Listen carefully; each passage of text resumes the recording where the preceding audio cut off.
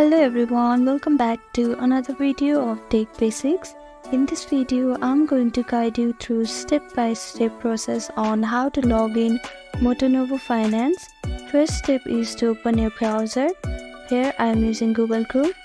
After opening your browser, click on the search bar and type in MotoNovo Finance login.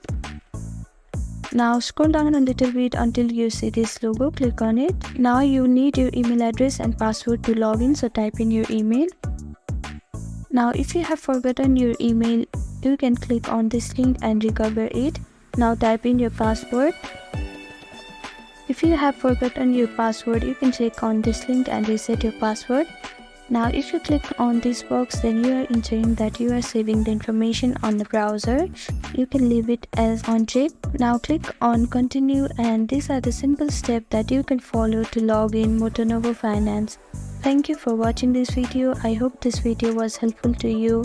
Please do like, share and subscribe to our channel, and don't forget to comment down below if you have any questions. Thank you.